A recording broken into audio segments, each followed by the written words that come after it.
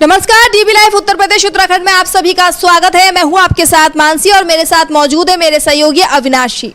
दोस्तों, जैसा कि आप सभी जानते हैं कि यूपी में इस वक्त संभल का मामला लगातार सुर्खियों में बना हुआ है। इस मामले में लगातार विपक्ष हमलावर है और इस मामले में सरकार लगातार घिरती जा रही है और अब इस मामले में सुप्रीम कोर्ट की भी एंट्री हो गई। जी हां, अब ये मामला सुप्रीम कोर्ट में भी जा सकता है, जिससे योगी सरकार की मुश्किलें बढ़ सकती हैं। तो क्या कुछ है इस मामले में अपडेट और सुप्रीम कोर्ट में आखिर कैसे पहुंचा ये मामला, इस बारे में जानकारी देंगे हमारे सहयोगी अविनाशी। अविनाशी, कैसे ये मामला अब सुप्रीम कोर्ट में पहुंच चुका है? दरअसल जो सर्वे के आदेश दिए गए हैं, ये मेनली मामला सर्वे को लेकर ही पूरा ये जो बवाल हो रहा है, सर्वे को लेकर ही हो रहा है। वहाँ का जो संभल के जिला सीनियर डिवीजन मजिस्ट्रेट की जो अदालत है, उनकी तरफ से आदेश हुआ है कि जो मस्जिद है वहाँ संभल में, उसका सर्वे कराया जाए, क्योंकि हिंदू पक्ष की तरफ से दावा किया गया है कि यहाँ पर पुराना 9वीं शताब्दी का हरिहर मंदिर है, तो उसको लेकर हिंदू पक्ष की तरफ से याचिका दायर की गई थी। जिस दिन याचिका दायर की गई उसी दिन कोर्ट का फैसला भी आ गया कि सर्वे होना चाहिए। अब इसी को लेकर सर्वे के खिलाफ जो मुस्लिम पक्ष की तरफ से जो मस्जिद पक्ष है वो सुप्रीम कोर्ट गया है और उनका कहना ये है कि ये सर्वे पूरी तरीके से गलत है, क्योंकि जो 1991 में वर्शिप एक्ट लागू किया गया है, संसद से पास किया गया, जो कानून बना है, उसके अनुसार इस तरीके के सर्वे के आदेश नहीं दिए जा सकते। क्योंकि यदि सर्वे होंगे तो फिर दावेदारी होगी कि भाई इस पर ये मस्जिद है, मंदिर है, जबकि उसमें सीधा सीधा जो वर्शिप एक्ट था उसमें साफ लिखा हुआ था कानून में कि 1947 से पहले की जो स्थिति, जिस धर्मस्थल की जो स्थिति है, उसमें कोई बदलाव नहीं किया जाएगा। जब उसमें कोई बदलाव होना ही नहीं है तो फिर सर्वे के आदेश क्यों दिए जा रहे हैं? भाई सर्वे के आदेश से तो नए विवाद पैदा होंगे। आपने देखा कि मथुरा का विवाद एकदम से सर्वे को लेके चलते ही ये विवाद इतना ज़्यादा हो गया है कि अब मस्जिद में जो नमाज के लिए भी लोग बागों की संख्या आप देखते हैं बिल्कुल कम हो गई है। जिस दिन जुम्मे वाले दिन वहाँ बैरिकेड्स लगा दिए जाते हैं और उसको लेकर तमाम एक बाजू खाना वाला जो एरिया है उसको पूरी तरीके से सील कर दिया गया है। अब उस पर एक नए मुकदमे शुरू हो गए हैं और वही हालत मथुरा की ईदगाह मस्जिद को लेकर चल रहे हैं। अब संभल को लेकर इस तरीके के मामले आ रहे हैं। मध्य प्रदेश में भोपाल में धार को लेकर इस तरीके का विवाद शुरू हो गया है। अब हर जगह सर्वे के आदेश देकर एक तरीके से जो वर्शिप एक्ट है उसका उल्लंघन कर रहे हैं और इसी को लेकर याचिका दायर की गई है कि जब वर्शिप एक्ट है तो फिर इस तरीके के आदेश निचली अदालतों द्वारा क्यों दिए जा रहे हैं।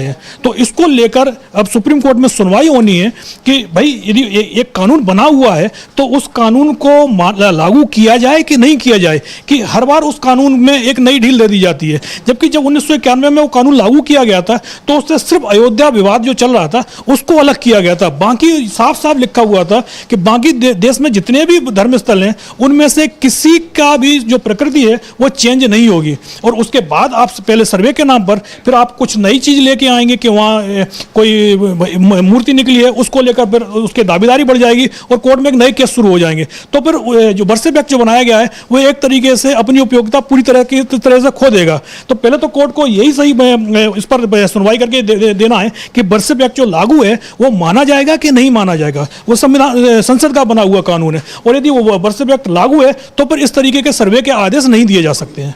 तो अब कोर्ट क्या इस पर सुनवाई करके क्या देता है डिसीजन, उस पर सबसे पहले हमें देखना पड़ेगा। जैसा कि आपने बताया कि आपने अयोध्या का जिक्र किया, वो चीजें ना होनी चाहिए। आपको बता दूं कि इसके साथ में जमीयत उलेमाए हिंद के जो अध्यक्ष हैं उन्होंने उनको जो नए सीजेआई आए हैं उनको, संजीव खन्ना को, उन्होंने पत्र भी लिखा है। उन्होंने जिक्र भी किया है कि कृपया करके आप इस पर ध्यान दें, इस मामले पर कहीं ये मामला जो है अयोध्या की तरह ना फिर से दोबारा दोहराया जाए, जैसा कि आपने भी बताया। हाँ, एक अयोध्या नहीं, आज की तारीख में तो हमें लग रहा है कि कई अयोध्या खुलते जा रहे हैं। काशी विश्वनाथ मंदिर वाला मामला है, या साई ईदगाह मस्जिद और मथुरा का मामला हो गया, जन्मभूमि वाला, अब संभल वाला मामला हो गया। अब इसके बाद कोई नए मामले आ जाएंगे। अभी आप कुछ दिनों पहले खबर आई थी कि बेंगलोर में भी इस तरीके से एक टीपू सुल्तान मस्जिद, उस पर भी एक मामला आ गया था, उसका भी सर्वे होना चाहिए। तो इस तरीके के तो पूरे भारत में मामले एक तरीके से खुलते चले जाएंगे।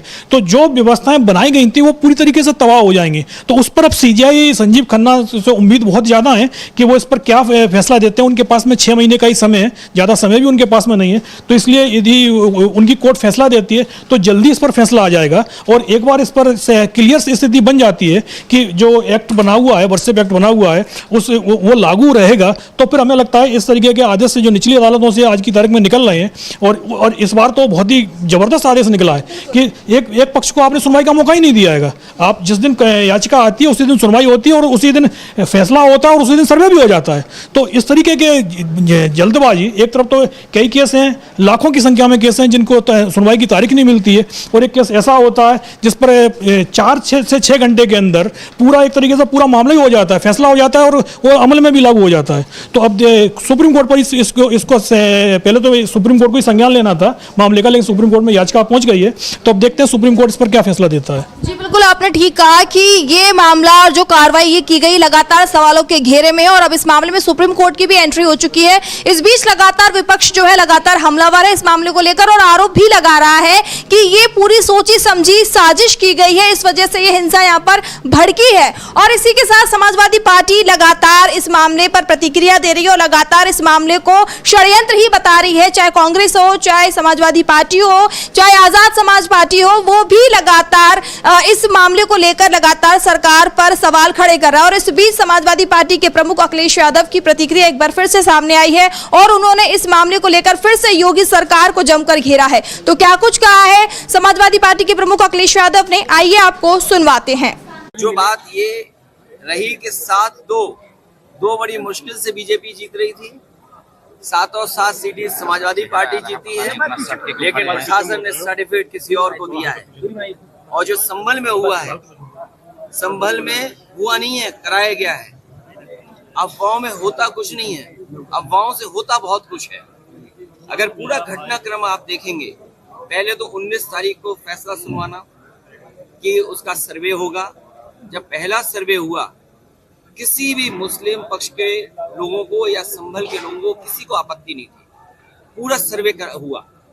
लेकिन पता नहीं क्यों फिर दोबारा सर्वे करने का फैसला लिया गया और दोबारा सर्वे हुआ। अगर दोबारा सर्वे की बात हुई तो कम से कम वहां पे जो जिम्मेदार लोगों थे उनसे बातचीत करनी चाहिए थी प्रशासन को, लेकिन बातचीत नहीं की। और फिर जो सर्वे टीम गई थी, क्या उसमें बीजेपी के कार्यकर्ता नहीं गए थे?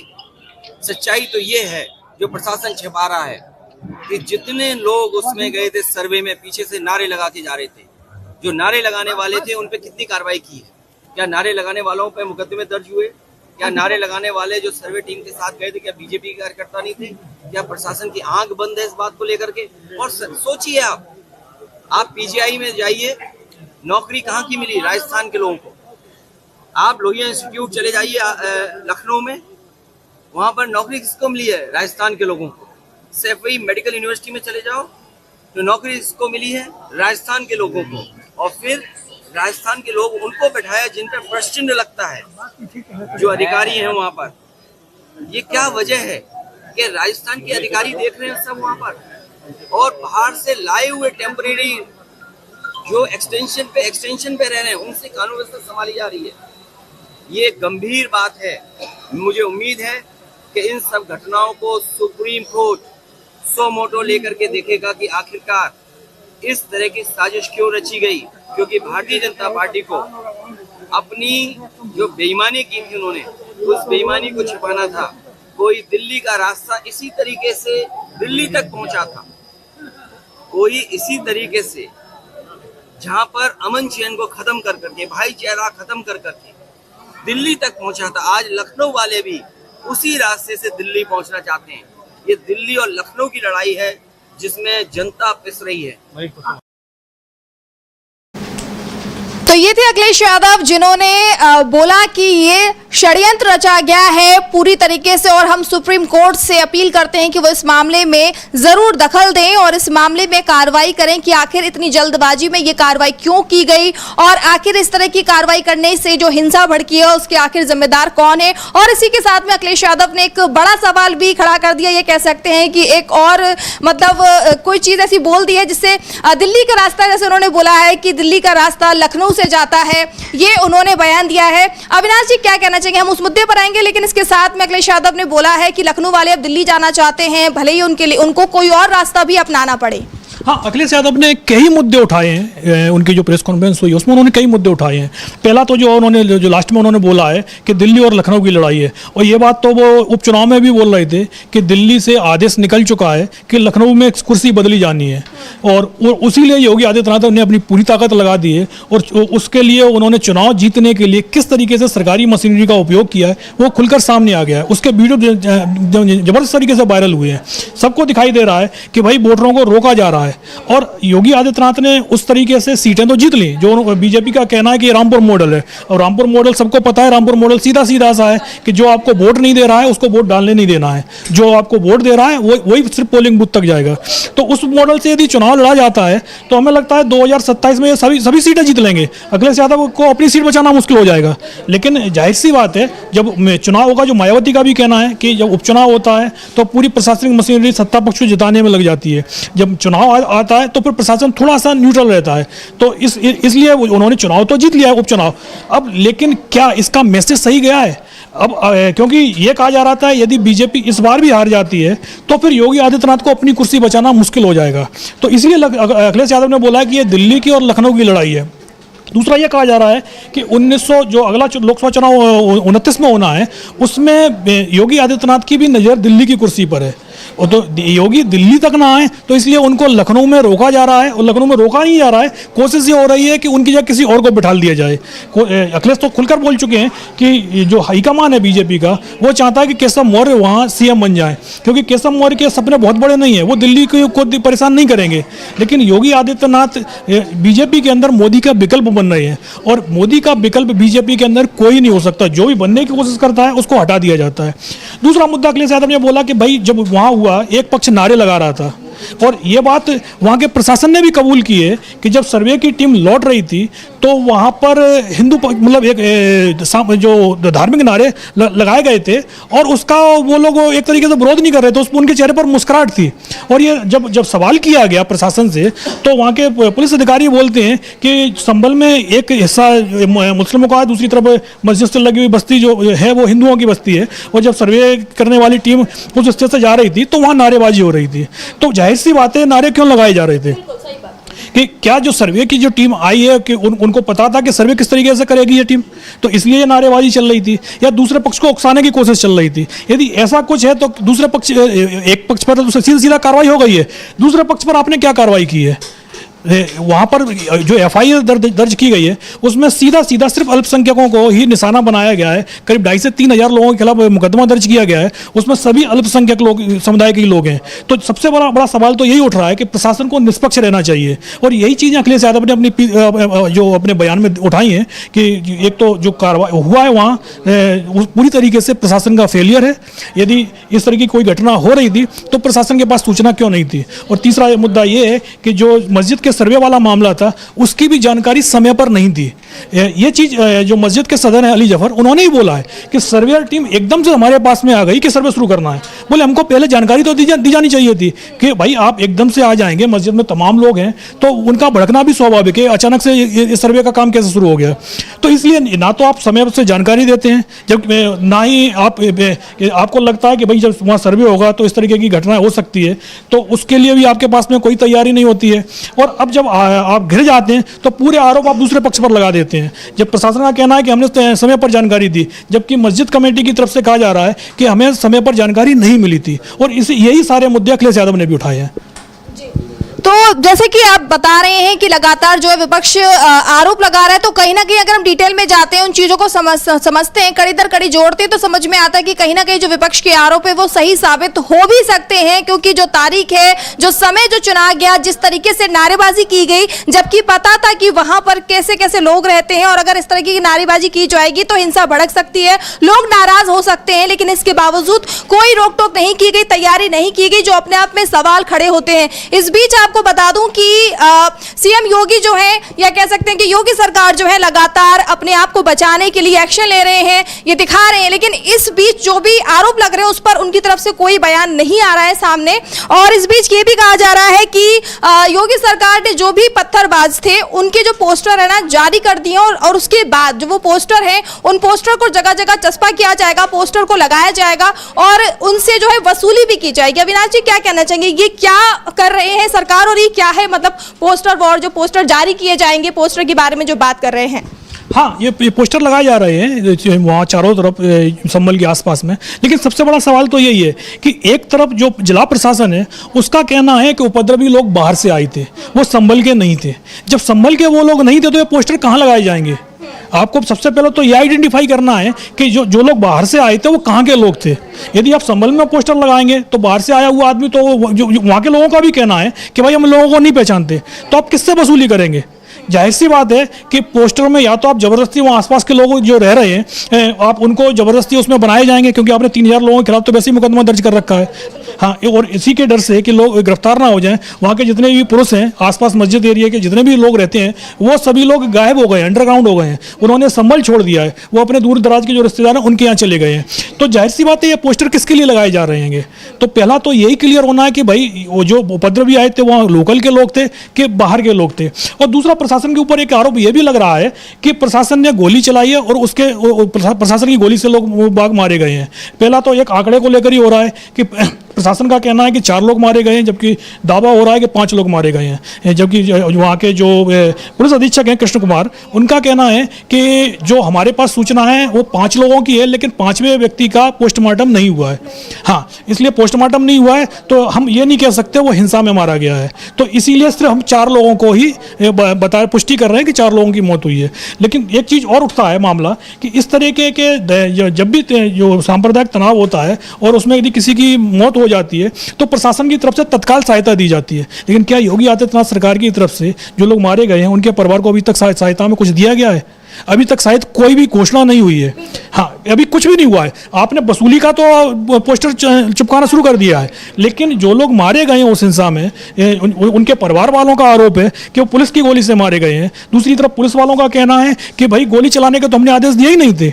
जबकि कई वीडियो ऐसे जारी हो रहे हैं जिसमें पुलिस के लोग गोली चलाते हुए दिखाई दे रहे हैं, पुलिस अधिकारी गोली चलाने का एक तरीके से ऑर्डर दे रहे हैं और उसके बाद पुलिस कह रही है कि गोली चलाने के तो आदेश दिए ही नहीं गए हैं। जो गोली चलाने के आदेश नहीं दिए हैं तो गोली चल कैसे रही थी? पहला सवाल तो ये उठ रहा है कि भाई किसने आदेश दिए? पुलिस तो साफ मना कर रही है। अब जब बुरी तरीके से गिर गए तो वो कह रहे हैं कि हम इसकी जांच करेंगे। तो भाई जांच क्या करेंगे जब साफ साफ वीडियो में दिखाई दे रहा है कि पुलिसकर्मी आदेश दे रहे हैं कि गोली चलाओ और उसके बाद गोलियां भी चल रही हैं। तो फिर ये क्या, जो आप वीडियो की सीधा जांच करा लीजिए कि भाई ये सही है कि नहीं है। उसमें ज़्यादा टाइम लगेगा भी नहीं, 2-3 दिन में रिपोर्ट आ जाएगी। लेकिन पूरा मामला वहाँ प्रशासन गिरा हुआ है। एक तो इतना बड़ा बवाल हुआ है और ये बवाल हुआ है कि कराया गया है। ये तो शुरुआत से ही आरोप लग रहे हैं कि चुनाव के चलते संभल में इस तरीके का बवाल कराया गया है और अब जब सरकार बुरी तरीके से फंस गई है तो अपने बचाव के लिए इस तरीके के जो हथकंडे अपनाए जा रहे हैं और उसमें एक पक्ष को ही निशाना बनाया जा रहा है। और जाहिर सी बात है इसके सहारे सरकार पूरी तरीके से अपना जो वोट बैंक है उसको मजबूत करने की कोशिश की जा रही है। वैसे तो अभी यूपी में चुनाव नहीं है, लेकिन जो हमने देखा है कि राजनीति में आप पूरे 5 साल तक मामला चलता है कि भाई 5 साल से उसको कंटिन्यू रखते हैं किसी चीज़ को, तो ताकि अंतिम समय पर भी अपने मतदाताओं को ये बताया जा सके कि काम भले ही हमने कुछ नहीं कर पाए हो, लेकिन भाई सामने वाले को हमने कुछ करने नहीं दिया। इसी आधार पर एक तरीके से यूपी में पिछला चुनाव जीता गया, जो चुनाव जीता गया उसमें सबसे बड़ा मुद्दा क्या था? योगी आदित्यनाथ के बुलडोजर वाली छवि। भाई बुलडोजर किस चीज़ के लिए? भाई बुलडोजर से क्या आपको नौकरियां मिल रही हैं कि बुलडोजर विकास के लिए था? बुलडोजर खाली इसीलिए था कि हमने एक सामने दूसरे पक्ष का मकान ढा दिया और उसी आधार पर आप अगले चुनाव की तैयारी कर रहे हैं। ना तो नौकरी मुद्दा है, ना बेरोजगारी मुद्दा है, कोई मुद्दा नहीं है, विकास कोई मुद्दा नहीं है। अविनाश जी, आप इसमें जोड़ना चाहोगे? आपने बुलडोजर का जिक्र किया, जैसे अभी हाल ही में हिंसा जो हुई है, तो अगर बुलडोजर एक्शन पर सुप्रीम कोर्ट की तरफ से रोक नहीं लगाई जाती तो शायद ये होता कि जो हिंसा हुई है, जो अभी पोस्टर की बात की गई है कि जो उपद्रवी हैं उनके पोस्टर जारी किए जा रहे हैं, तो शायद उनके घर पर बुलडोजर चल सकता था। हाँ बिल्कुल, ये भी जो पोस्टर लगे हुए हैं ये पोस्टर नहीं होते बल्कि ये नोटिस होते, और ये तीसरा नोटिस होता। पहला दूसरा तो उनको पता भी नहीं होता कि कब जारी हो गया है। हाँ, वो नोटिस तो 2-4 महीने पहले ही जारी हो चुके होते और ये कह दिया गया होता नगर निगम की तरफ से कि आपका मकान जो है वो अवैध अतिक्रमण है, आपके मकान का नक्शा नहीं है, आपका मकान सरकारी जमीन पर बना हुआ है और आप लोग 2 घंटे के अंदर अपना मकान खाली कर लीजिएगा क्योंकि तीसरा नोटिस आप लोगों ने जवाब नहीं दिया है और बुलडोजर दरवाजे पर खड़ा हुआ है। तो जाहिर सी बात है ये काम भी हो गए होते, लेकिन सुप्रीम कोर्ट का सख्त आदेश है कि आप नोटिस देंगे, वो रजिस्ट्री, आप ये नहीं कि जाके चिपका देंगे, आपको डाक से वो नोटिस भेजना है। तो जाहिर सी बात है डाक से नोटिस यदि आपको भेजना पड़ेगा तो उसकी पूरी जानकारी आप वैसे ही हो जाएगी कि भाई किस तारीख को ये डिस्पैच हुआ है, तो आप 15 दिन का समय तो आपको देना ही पड़ेगा। तो इसलिए इस समय नोटिस नहीं चिपक रहे हैं, नोटिस की जगह पोस्टर लगाए जा रहे हैं वसूली के लिए। और जाहिर सी बात है एक समुदाय को डराने की कोशिश हो रही है कि हम जो करना चाह रहे हैं हमें करने दीजिएगा, आप लोग विरोध भी नहीं कर सकते हैं।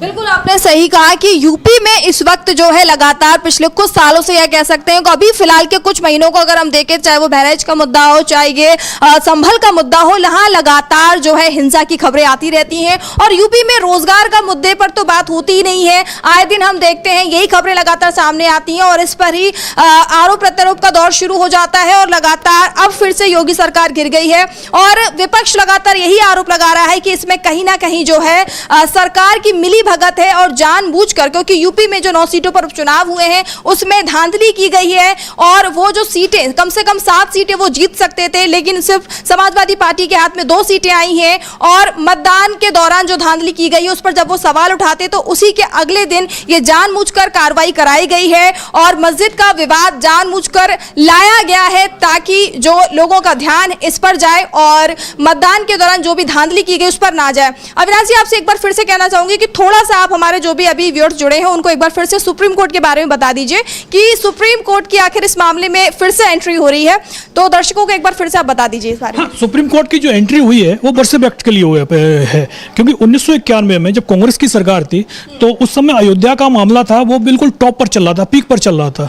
तो और इस तरीके के कई नए मुद्दे खुल सकते थे, तो इसके लिए कि भाई देश में सांप्रदायिक सौहार्द का माहौल बना रहे, कांग्रेस की सरकार संसद में एक कानून लेके आई थी प्लेसेस ऑफ वर्सेप एक्ट, जिसमें साफ साफ कानून में लिखा गया था कि 1947 से पहले की स्थिति जो है, 1947 से देश आज़ाद हुआ है उस समय जो धर्मस्थलों की जो स्थिति है, पुराने धर्मस्थलों की, उनसे किसी भी तरीके से कोई छेड़छाड़ नहीं की जाएगी, उनकी प्रकृति नहीं बदली जाएगी। यदि वो मस्जिद है तो मस्जिद रहेगी, वो मंदिर है तो मंदिर रहेगा, चर्च है तो चर्च रहेगा, गुरुद्वारा है तो गुरुद्वारा रहेगा, उस पर किसी तरीके का कोई विवाद पैदा नहीं किया जाएगा।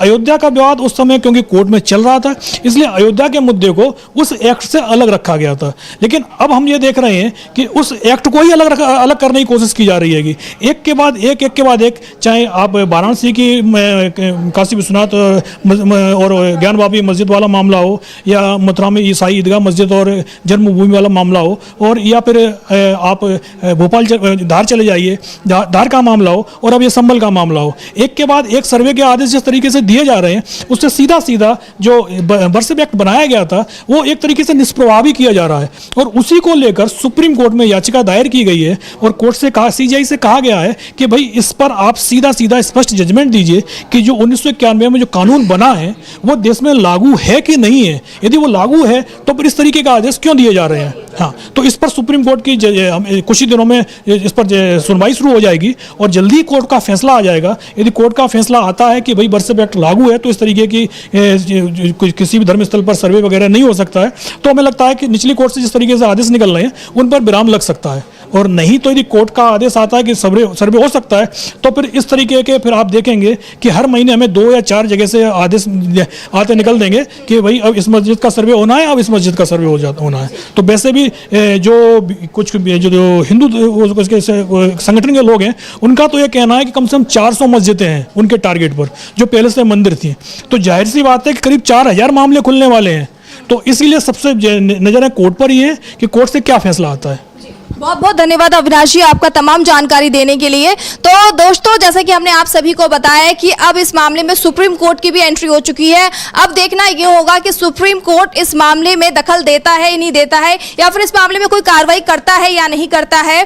तो दोस्तों, आज के लिए हमारे इस कार्यक्रम में इतना ही। कल फिर मुलाकात होगी।